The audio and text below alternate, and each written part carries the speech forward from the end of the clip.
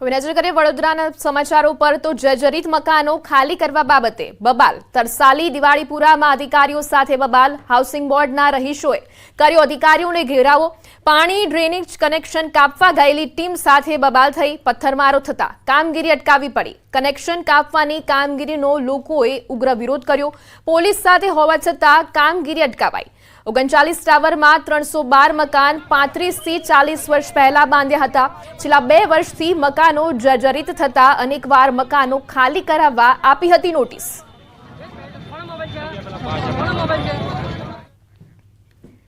તો ભરૂચમાં સલૂનની દુકાનમાં પૈસા માટે મારામારી પંચબત્તી વિસ્તારમાં બનેલો બનાવ સીસીટીવીમાં કેદ હેર કટિંગના પૈસા બાબતે થઈ હતી બોલાચાલી 7 લોકોએ સલૂનની દુકાનમાં સંચાલક અને કારીગરો સાથે માથાકૂટ કરી હતી શહેરના એ ડિવિઝનમાં નોંધાઈ ફરિયાદ પોલીસે હાલમાં 3 આરોપીઓને ઝડપ્યા બાકીનાની શોધ શરૂ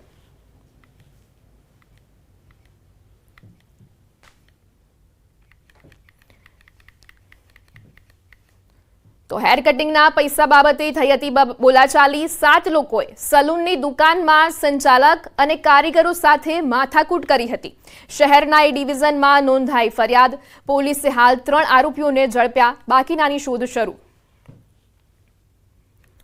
ભરૂચમાં સલૂનની દુકાનમાં પૈસા માટે મારામારી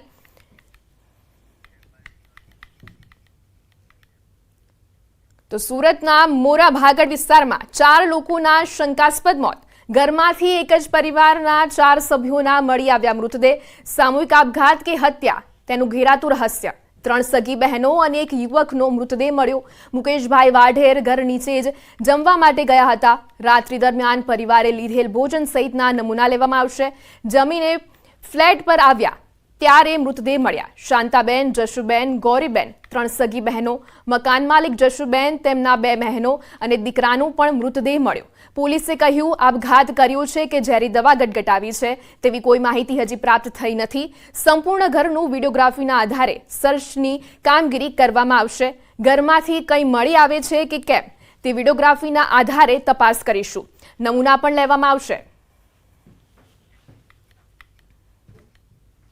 મારા કઝિન થાય મારા કાકા થાય છે હવે મારા કાકા જે કોરોનામાં ઓફ થઈ ગયેલા હતા અને મારી કાકી અને એના 2 છોકરાઓ છે અહીંયા આગળ હવે એની અંદર 3 લેડીઝો છે અને એક જેન્ટ્સ છે હવે 3 બહેનો છે બરાબર છે અને જે દેશમાંથી આવેલા એને હું ઓળખતો છે નહીં બરાબર હવે એની અંદર ખુલ્લે એ લોકોએ બધા સાથે જમ્યા હતા અને જમ્યા પછી એ લોકો સવાર પડી એટલે નીચેથી બેન નાસ્તો લઈને આવ્યા પણ આ ઘરની અંદર બધા ગમે તેમ પડેલા હતા બરાબર એટલે એ બેને બધાને જાણ કરીને જાણ કર્યા પછી અમે અહીંયા પોતે આવ્યા એટલે અમે અહીંયા પોતે ઉભેલા છે હવે જે પોલીસની જે કાર્યવાહી થાય ને मेडिकल जो रिपोर्ट आवे एनी पर બધો मदार रहे છે। आज सुबह जो कंट्रोल से मैसेज मिला था उसमें जगह पे आके देखा गया है कि एक फ्लैट में 4 एजेड पर्सन है वो उनकी डेड बॉडी मिली है और उसमें जो मरण जना है वो फ्लैट ओनर है जसूबेन और उनकी 2 बहनें हैं और उनका एक ब्रदर जसूबेन का ब्रदर इन लो है उनकी डेड बॉडी मिली है। प्राइमरी सिम्टम्स में अभी उन्होंने वॉमिटिंग दिख रहा है तो शायद पॉइजनस चीज़ या फूड पॉइजनिंग का इश्यू हो सकता है ऐसा मानते हैं। और घर में जो एक गैस गीजर है वो भी चालू कंडीशन में मिला है और जो उसके लड़के से पूछताछ पे पता चला है कि रात को सभी जो घर के शटर्स थे वो बंद थे। આગળ વાત કરીએ અમદાવાદની તો પીઆઈ બીકે ખાચર પોલીસ સમક્ષ હાજર થયા ગાયકવાડ પોલીસ મથકે હાજર થયા પીઆઈ બીકે ખાચર અગાઉ પીઆઈ બીકે ખાચર સામે નોંધાઈ હતી દુષ્પ્રેરણાની ફરિયાદ। પીઆઈ ખાચર આર્થિક ગુના નિવારણ શાખામાં ફરજ બજાવતા હતા।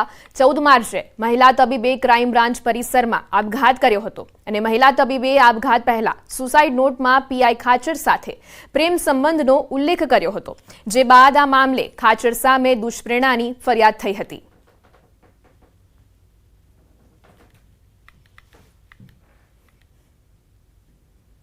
ભરૂચમાં પોલીસ કર્મીનું કારસ્તાન બહાર આવ્યું। એસપીના નામનો ખોટો સસ્પેન્શન હુકમ બનાવી દીધો। કોન્સ્ટેબલ મહેશ સોલંકી સામે ફરિયાદ નોંધાઈ।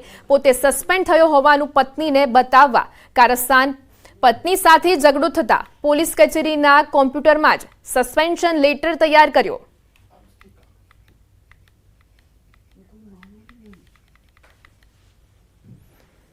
આગળ વાત કરીએ રાજકોટની તો રાજકોટના ધોરાજીમાં ફરેની રોડ પર આવેલ આંગણવાડીમાં સુવિધાનો અભાવ જોવા મળ્યો હતો. આંગણવાડી કેન્દ્રને 4 વર્ષથી પીવાનું પાણી ન મળ્યું હોવાની આંગણવાડી વર્કરે કબૂલાત કરી હતી.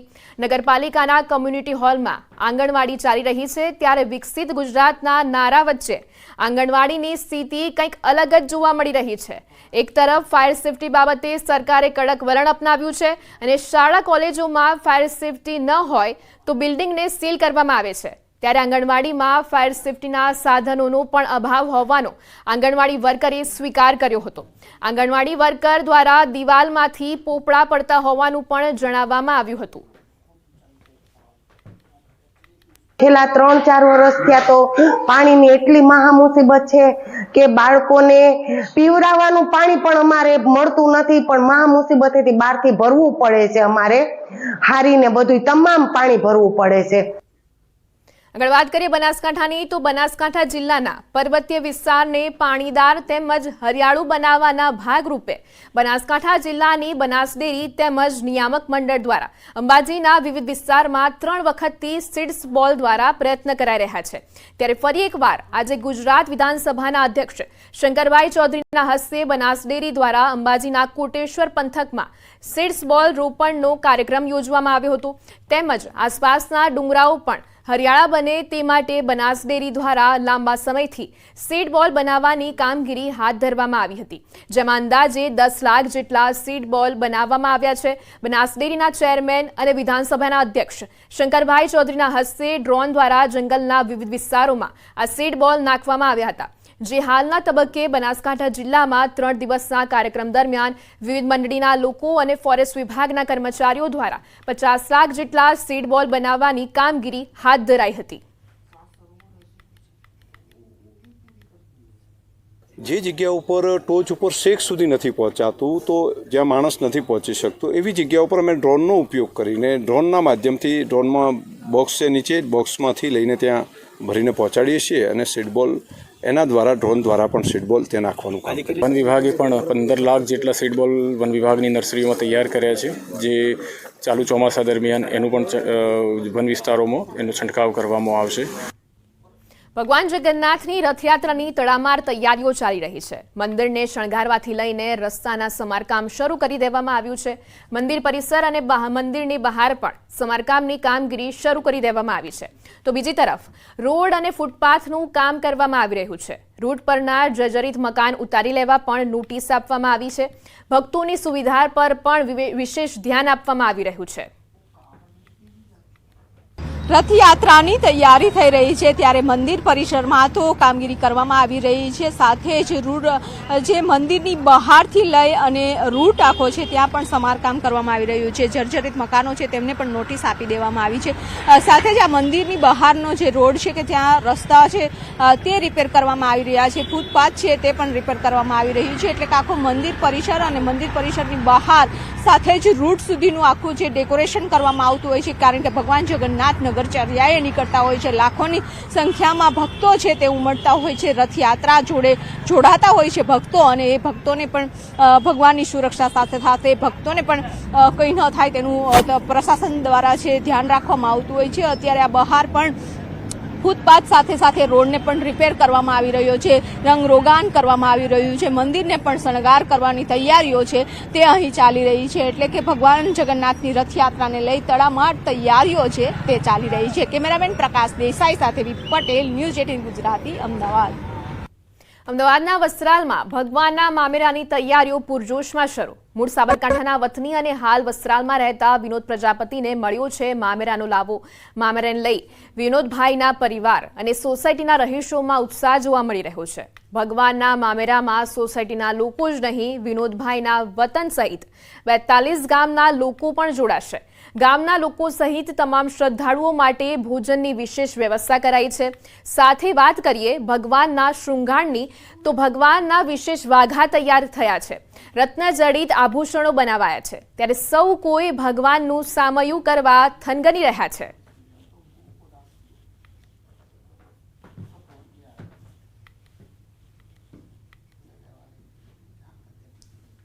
અમદાવાદના વસ્ત્રાલ વિસ્તારમાં વિનોદ પ્રજાપતિ કે જેમને આ વખતે લાવો મળ્યો છે મામેરાના, અને મામેરાનો જે લાવો મળ્યો છે તેને લઈને આપ જોઈ રહ્યા છો કે તમામમાં ઉત્સાહ જોવા મળી રહ્યો છે. અને પત્રિકા લેખન સાથે ખાસ કરીને આગામી સમયમાં જવારા માટેનો પણ વિશેષ કાર્યક્રમ છે તે કરવામાં આવશે. વાતચીત કરવા માટે મારી સાથે વિનોદભાઈ પ્રજાપતિ છે, તેમની સાથે વાત કરીશું. વિનોદભાઈ, આ વખતનું આયોજન મામેરાનું અત્યાર સુધીનું જે આયોજન છે તેના કરતાં આ વખતનું આયોજન કેટલું અલગ પડશે અને કેવી તૈયારીઓ ચાલી રહી છે?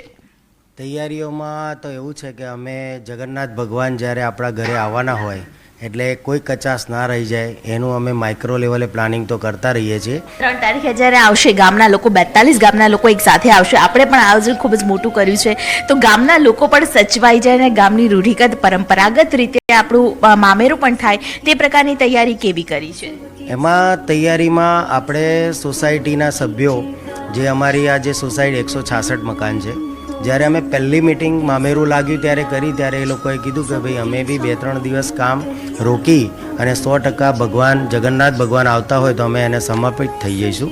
અને સોસાયટીમાં એન્ટ્રી દર્શન માટેની થી માંડીને પ્રસાદ તથા બેસવાની વ્યવસ્થાનું બહુ સુઆયોજિત પ્લાનિંગ કરેલું છે. પ્લાનિંગ એવું છે કે આપણે જ્યારે ઘરમાંથી એન્ટ્રી કરીશું ત્યારે આ સામે ભગવાનના 3 ઓપ્શન હતા, એટલે બધાએ સિલેક્ટ આ કર્યું. એટલે અહીંયા આખી આ દિવાલ ઉપર આ ભગવાનનો ફોટો રહેશે મેઇન. પછી આ જે સ્ટેપ પિંક કલરને દેખાય છે, આ ટેબલ છે, અહીંયા ભગવાનનું સ્થાપન રહેશે અને 2 બાજુ ટેબલમાં બાકીના બધા વાઘા, પછી એમના જે આપણે ચાંદીના હાર, અછોડા, એ બધી જે તૈયારીઓ ચાલે છે એ આપણે કરીશું. બરાબર. અને ત્યાર પછી આજે અંદર જે ગોઠવણી કરવાની છે એની વાત કરું તો જે ટોટલ અમારી આ જે મેઇન રોડ છે એ 30 ફૂટનો છે. એ 30 ફૂટમાંથી આપણે 15 ફૂટ કવર કરીએ છીએ. 15 ફૂટ ખુલ્લું રાખીએ છીએ સોસાયટીના સભ્યોને જવા માટે. તો ભગવાનનું મહામૂલું મામેરું કે જેના ઉત્સાહ છે તે ઉત્સાહ બેવડાયો છે. ધીમે ધીમે જેમ દિવસો વીતતા જાય છે તેમ તેમ પરિવારમાં ખુશી વધતી જાય છે. અને જે પ્રકારનું આયોજન કરવામાં આવ્યું છે, માઇક્રો લેવલનું આયોજન કરવામાં આવ્યું છે, મેપ બનાવવામાં આવ્યો છે, પત્રિકા લેખન થઈ ચૂક્યું છે, જવારા હવે વાવવામાં આવશે અને જે રીતે ઘરમાં લગ્ન હોય તે પ્રકારનો માહોલ પણ જોવા મળી રહ્યો છે. અને સાથે જ બસ રાહ જોવાઈ રહી છે કે ક્યારે ભગવાનને છે મામેરું અર્પણ કરવામાં આવે અને તમામ લોકોમાં ઉત્સાહ છે તે બેવડાયો છે. કે અમારા પાસે અમિત શર્મા સાથે દીપિકા કુમાર, ન્યૂઝ 18 ગુજરાતી, અમદાવાદ. ઉનાળુ વેકેશન દરમિયાન યાત્રાધામોમાં યાત્રાળુઓની ભીડ જોવા મળી રહી છે. ત્યારે દ્વારકામાં ઉનાળુ વેકેશન દરમિયાન 13.55 લાખ લોકોએ ભગવાન દ્વારકાધીશના દર્શન કર્યા. દેશના અનેક રાજ્યોમાંથી મોટી સંખ્યામાં યાત્રિકો દ્વારકા પધાર્યા હતા. યાત્રાળુઓ સરળતાથી ભગવાન દ્વારકાધીશના દર્શન કરી શકે તે માટે તંત્રએ સારી કામગીરી કરી. તંત્રએ વૃદ્ધો અને દિવ્યાંગ લોકો માટે ખાસ વ્યવસ્થા કરી હતી.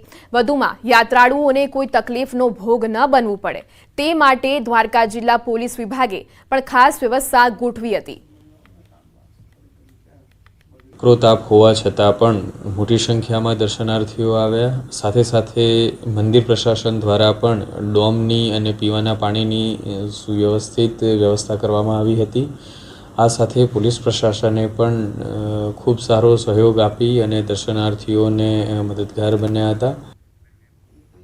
વાત કરીએ ભરૂચની, તો ભરૂચ જિલ્લાના હાંસોટ પંથકમાં મેઘરાજાનું આગમન થયું. હાંસોટ પંથકમાં વરસાદ વરસતા વાતાવરણમાં ઠંડક પ્રસરી. ઇલાવ, સાહોલ, બાલોટા, સુણેવ, આસરમાં સહિતના ગામે વરસાદ વરસ્યો.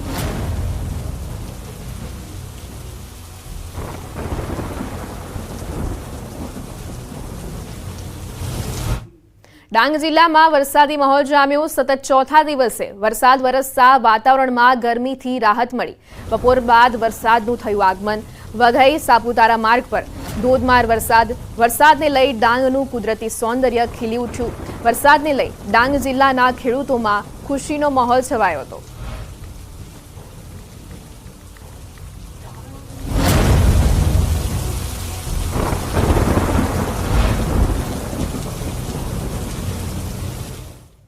નસીબની રેખાઓ ભલે હથેળીમાં હોય, પરંતુ નસીબ એના પણ હોય છે જેના હાથ નથી હોતા. આ પંક્તિ યથાર્થ ઠરી છે બનાસકાંઠાના રસાળા ગામના 2 પ્રજ્ઞાચક્ષુ ભાઈઓ માટે. જી હા, ઓધારજી રાણાજી વાણેચા પરિવારમાં જન્મેલા 2 ભાઈઓ જન્મથી જ સુરદાસ હતા અને પરિવારની આર્થિક સ્થિતિ પણ ખૂબ નબળી હતી. પરંતુ માતા પિતાએ હિંમત ન હારી અને બંને ભાઈઓને ભણાવ્યા પરંતુ બંને ભાઈઓને લઈ માતા પિતાને ચિંતા તો રહેતી, પણ કહેવાય છે ને કે કુદરતના બધા રસ્તા બંધ નથી કરતો. કંઈક આવી જ પરિસ્થિતિ અહીં પણ નિર્માણ પામી. કુદરતે બંને ભાઈઓને ભલે દ્રષ્ટિ ના આપી, પણ સંગીતની કળા અને જીવન જીવવાની હિંમતરૂપી દિગ્દ્રષ્ટિ આપી. પણ જે એમના ભગવાને કુદરતે એમને આંખો નથી આપી, પણ તોય છતાં એમને એટલી બધી હિંમત છે કે જો જે તબલજી પેટી બાજુ હોય, મંજીરા હોય, તે ભજન કીર્તનમાં બધી અને સારી રીતે પ્રોગ્રામ કરે છે. રાસ ગરબા પણ સારા ગાય છે અને માતાજીની કોઈ રમેલ હોય તો પણ પ્રોગ્રામ સારા કરે છે અને પોતાનું ઘરનું ગુજરાન ચલાવી રહ્યા છે. પછી મારા જોનું ભત્રીજા સુરદાસ છે જલમના, એના લોક ડાયરામાં જોય, ભજનમાં જોય, પછી એને પગે ઉપર મોટા થયા છે. પહેલેથી ખૂબ દુઃખ હતું એને, હવેથી સારું છે એને, અને હવેથી દેખવામાં સારું મળે છે. અને સાહેબ સ્કૂલમાંથી જ હું ભજન ગાવા માંડ્યો હતો, અને સાહેબ નાના છોકરાને રમવાની સાયકલ આવે, એ સાયકલની સીટ ઉપરથી હું પણ તબલો વગાડતો, અને તેલના ડબલા ઉપર હું તબલાની સંગીતની કળા શીખ્યો છું સાહેબ. પહેલાં અમારા માતા પિતાને દુઃખ હતું કે આ બંને ભાઈઓ સુરદાસ છે તો અમારું આ ગુજરાન કેવી રીતે ચાલશે. તો સાહેબ પણ હવે અમારા માતા પિતાને પણ આનંદ છે કે આ સંગીતની કળાએ અમે પોતે ઊભા થઈ શક્યા સાહેબ. અને અમને લોક ડાયરા પણ કરીએ છીએ, ભજન પણ કરીએ છીએ. ગુજરાત રાજ્યમાં જ્યાં જ્યાં અમને વાયક મળે ત્યાં અમે પ્રોગ્રામ કરવા જઈએ છીએ.